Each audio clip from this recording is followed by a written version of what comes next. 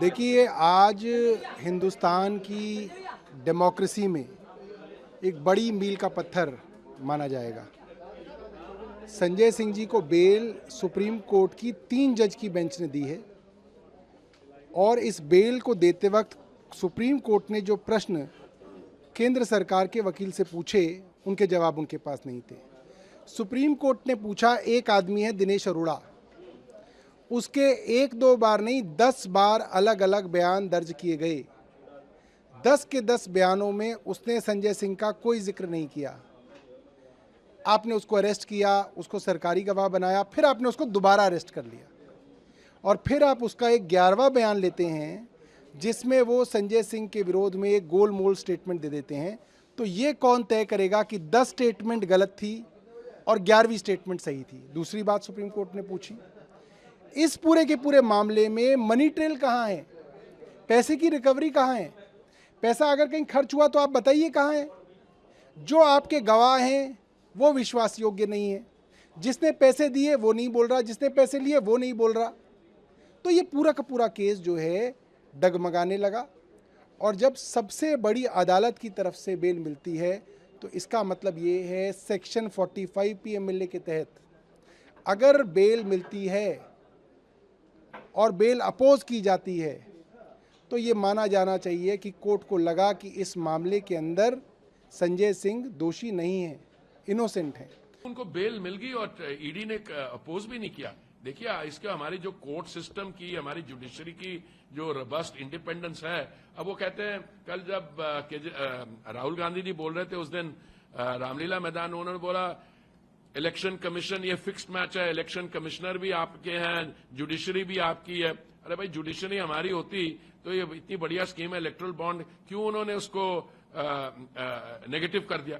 तो ये हमारी डेमोक्रेसी की खासियत है कि हम अगर कोर्ट्स इंडिपेंडेंट है, वो जो भी निर्णय लेंगे, पर ईडी ने अपोज भी नहीं किया। मैं यही कहूंगा, एक के बाद दूसरा भ्रष्ट आम आदमी पार्टी का नेता शराब घोटाले में जेल गया और कैसे इन्होंने देश की जनता और दिल्ली की जनता के साथ विश्वासघात किया।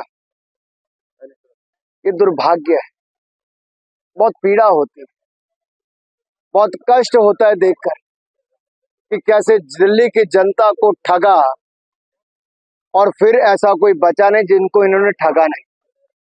पहले ठगा जनता को सत्ता में आने के लिए झूठे बोल के कि हम भ्रष्टाचार के खिलाफ लड़ाई लड़ेंगे, लेकिन एक नहीं अधिकतर सभी इनके नेता शराब घोटाले में फंसे हुए हैं। ईडी की जांच के बावजूद वहां नहीं गए तो उसके बाद गिरफ्तारी हो गई, 6-6 महीने से जेल में है, कोई 1.5 साल से जेल में है। ये अपने आप दिखाता है कि कितनी भ्रष्ट आम आदमी पार्टी है और कट्टर बेईमान अरविंद केजरीवाल। मुकदमा का ट्रायल चल रहा है, लेकिन माननीय सर्वोच्च न्यायालय में अगर कोई कदम उठाया है तो हम लोग सर्वोच्च न्यायालय के हर चीजों का सम्मान करते हैं। जो आम नेता हैं, उनका कहना है कि भाजपा उनके ऊपर प्रेशर बना रही है कि आप बीजेपी ज्वाइन करिए तो आपको भी अरविंद केजरीवाल के साथ। यह बात बिल्कुल निराधार है। अरविंद केजरीवाल को भारतीय जनता पार्टी चिमटे से भी नहीं छुएगी।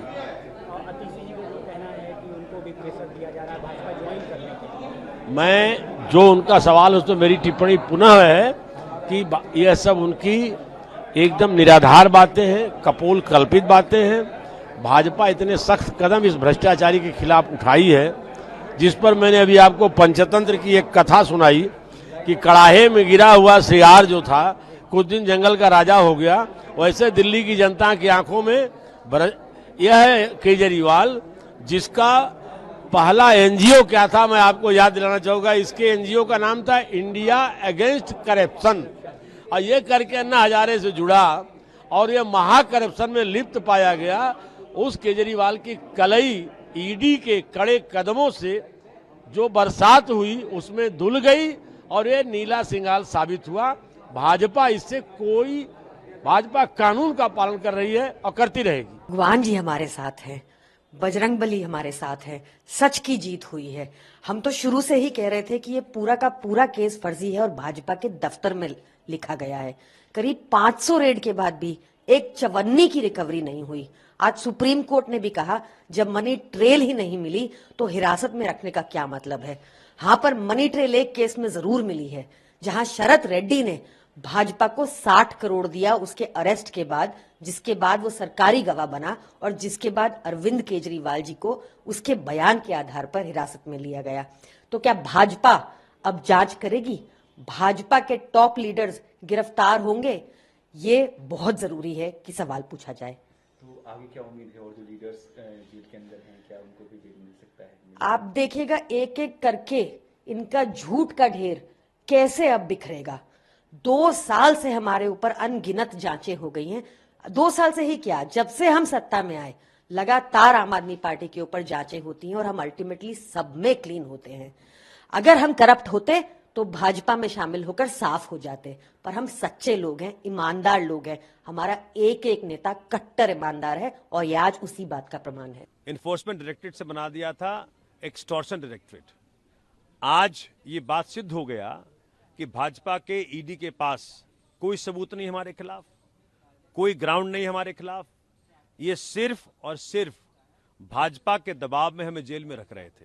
तो आज सच की जीत हुई है, झूठ का हार हुआ है, भाजपा झूठ का प्रायवाची बन गया है और भाजपा ने हर वक्त ईडी का मिसयूज राजनीतिक कारणों से किया।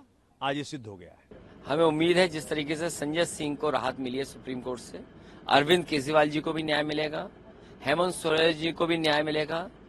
जो ये कदम भारतीय जनता पार्टी उठा रही है कि चुने हुए मुख्यमंत्रियों को जेल भेजना, इससे भारतीय जनता पार्टी की पूरी दुनिया में थू-थू हो रही है, बदनामी हो रही है। अब उन्हें ही समझ में नहीं आ रहा है कि अब क्या कदम उठाएं, जेल में रखें क्या रिहा करें। अगर इंस्टीट्यूशंस को भारतीय जनता पार्टी चलाएगी तो हमारा लोकतंत्र कितना मजबूत होगा। जितनी इंस्टीट्यूशंस मजबूत होंगी उससे लोकतंत्र ज्यादा मजबूत होगा। भारतीय जनता पार्टी घबराई हुई है, वो हारने जा रही है। ऐसा दल जो ये नारा दे रहा हो कि 400 पार, उसको किस बात की घबराहट है, किस बात का उनको डर है कि विपक्ष के नेताओं को झूठा फंसाने का इंस्टीट्यूशन के माध्यम से ये कोशिश कर रहे हैं। मैं इतने कहूंगा, सत्य में जयते। मैं अदालत के इस निर्णय का हृदय से स्वागत करता हूं, पर संजय सिंह की जमानत के साथ एक सवाल कानूनी रूप से बहुत ही ज्यादा महत्वपूर्ण हो गया। वही सेट ऑफ एविडेंस, कन्फेशन उन लोगों के जो मुलजिम थे उसमें या कॉन्स्पिरेसी में थे। अगर उस एविडेंस पे संजय सिंह की जमानत हुई है तो वही एविडेंस तो अरविंद केजरीवाल, सिसोदिया जी के खिलाफ भी है। हमें तत्काल हाई कोर्ट को इस पर जमानत दे देनी चाहिए, क्योंकि ये तो सांसद हैं राज्यसभा के, केजरीवाल जी तो मुख्यमंत्री हैं। उन्हीं एविडेंस पे जमानत मिलनी चाहिए। दिल्ली के मुख्यमंत्री अरविंद केजरीवाल को 15 दिन के लिए जेल भेजा गया। सर, उसको किस तरह से देखते हैं? जुडिशियल कस्टडी, मैं मानता हूं कि जब तक चार्जशीट फाइल न हो जाए, मेरा अपना विचार है, तब तक किसी भी मुख्यमंत्री को गिरफ्तार नहीं करना चाहिए। जब चार्जशीट फाइल हो, कोर्ट एक्सेप्ट कर ले तो उस समय गिरफ्तारी समझ में आती है।